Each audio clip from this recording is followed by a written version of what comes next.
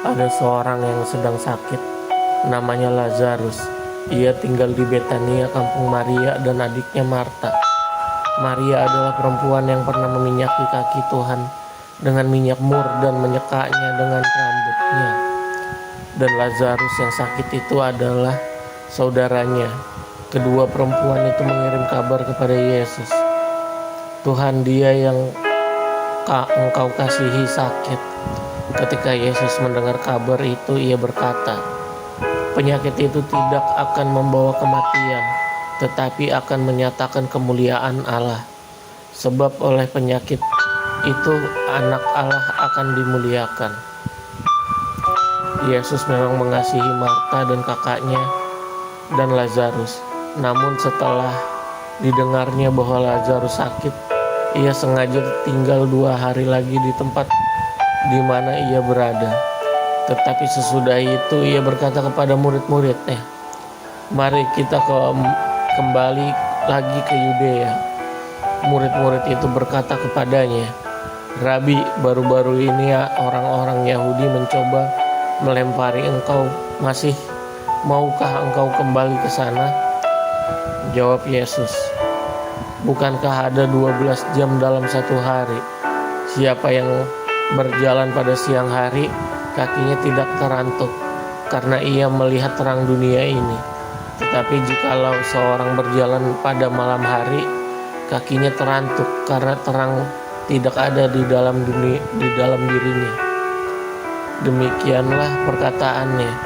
Dan sesudah itu ia berkata kepada mereka, Lazarus, saudara kita, telah tertidur, tetapi aku pergi ke sana untuk membangunkan dia dari tidurnya. Maka kata murid-murid itu kepadanya, Tuhan, jikalau ia tertidur, ia akan sembuh. Tetapi maksud Yesus ialah tertidur dalam arti mati. Sedangkan sangka mereka Yesus berkata tentang tertidur di dalam arti biasa. Karena itu Yesus berkata dengan terus terang, Lazarus sudah mati, tapi syukurlah aku tidak hadir pada waktu itu, sebab demikian lebih baik bagimu, supaya kamu dapat belajar percaya. Marilah kita pergi sekarang kepadanya. Lalu Thomas yang disebut Didimus berkata kepada teman-temannya, yaitu murid-murid yang lain, marilah kita pergi juga untuk mati bersama-sama dengan dia. Maka ketika Yesus tiba, didapatinya Lazarus telah 4 hari berbaring di dalam kubur. Betania terletak dekat Yerusalem, kira-kira 2 mil jauhnya. Di situ banyak orang Yahudi telah datang kepada Marta dan Maria untuk menghibur mereka, berhubung dengan kematian saudaranya. Ketika Marta mendengar bahwa Yesus datang, ia pergi mendapatkannya, tetapi Maria tinggal di rumah. Maka kata Marta kepada Yesus, Tuhan, sekiranya engkau ada di sini, saudaraku pasti tidak mati. Tetapi sekarang pun aku tahu bahwa Allah akan memberikan kepadamu segala sesuatu yang engkau minta kepadanya. Kata Yesus kepada Marta, saudaramu akan bangkit. Kata Marta kepadanya, aku tahu bahwa ia akan bangkit pada waktu orang-orang bangkit pada akhir zaman. Jawab Yesus, akulah kebangkitan dan hidup. Barang siapa percaya kepadaku, ia akan hidup walaupun ia sudah mati. Dan setiap orang yang hidup dan yang percaya kepadaku tidak akan mati selama-lamanya. Percayakah engkau akan hal ini? Ya Tuhan, jawab Marta. Ya Tuhan, aku percaya bahwa engkau Mesias, anak Allah, dia yang akan datang ke dalam dunia. Dan sesudah berkata demikian, ia pergi memanggil saudaranya. Maria berbisik kepadanya, Guru ada di sana dan ia memanggil engkau. Mendengar itu Maria segera bangkit lalu pergi mendapatkan Yesus. Tetapi waktu itu Yesus belum sampai ke dalam kampung itu. Ia masih berada di tempat Marta menjumpai dia.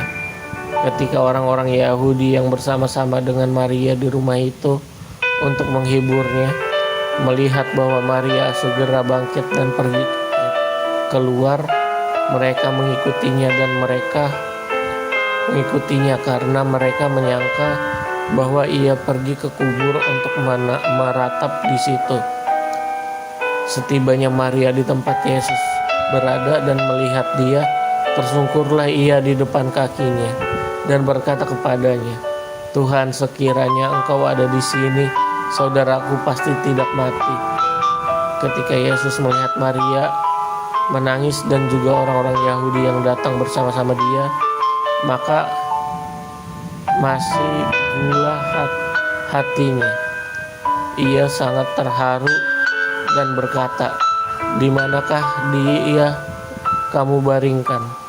Jawab mereka, "Tuhan, kemarilah dan lihatlah." Maka menangislah Yesus.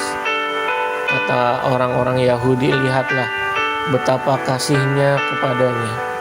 Tetapi beberapa orang di antaranya berkata, "Ia yang memelekkan mata orang buta, tidak sanggupkah ia bertindak sehingga orang ini tidak mati?" Maka masih gula pula hati Yesus. Lalu ia pergi ke kubur itu. Kubur itu adalah sebuah gua yang ditutup dengan batu. Kata Yesus, "Angkat batu itu." Marta, saudara orang yang meninggal itu, berkata kepadanya, "Tuhan, ia sudah berbau, sebab sudah 4 hari ia mati." Jawab Yesus, "Bukankah sudah kukatakan kepadamu, jikalau engkau percaya, engkau akan melihat kemuliaan Allah?" Maka mereka mengangkat batu itu, lalu Yesus menggadah ke atas dan berkata, "Bapa, aku mengucap syukur kepadamu karena engkau telah mendengarkan aku. Aku tahu bahwa engkau selalu mendengarkan aku, tetapi oleh karena orang yang banyak yang berdiri di sini mengelilingi aku mengatakannya, supaya engkau percaya bahwa engkaulah yang telah mengutus aku." Dan sesudah berkata demikian, berserulah ia dengan suara keras, "Lazarus, marilah keluar." Orang yang telah mati itu datang keluar. Kaki dan tangannya masih terikat dengan kain kapan, dan mukanya tertutup dengan kain peluh. Kata Yesus kepada mereka, "Bukalah kain-kain itu dan biarkan ia pergi." Persepakatan untuk membunuh Yesus. Banyak di antara orang-orang Yahudi yang datang melawat Maria dan yang menyaksikan sendiri apa yang telah dibuat Yesus, percaya kepadanya. Tetapi ada yang pergi kepada orang-orang Farisi dan menceritakan kepada mereka apa yang telah dibuat Yesus itu. Lalu imam-imam kepala dan orang-orang Farisi memanggil mahkamah agama untuk berkumpul, dan mereka berkata, "Apakah yang harus kita buat? Sebab orang itu membuat banyak mujizat. Apabila kita biarkan dia, maka semua orang akan percaya kepadanya, dan orang-orang Roma akan datang dan akan merampas tempat suci kita serta bangsa kita." Tetapi seorang di antara mereka, yaitu Kayafas, imam besar pada tahun itu, berkata kepada mereka, "Kamu tidak tahu apa-apa dan kamu tidak insaf, bahwa lebih berguna bagimu jika satu orang mati untuk bangsa kita daripada seluruh bangsa kita ini binasa." Hal itu dikatakannya bukan dari dirinya sendiri, tetapi sebagai imam besar kepada tahun itu.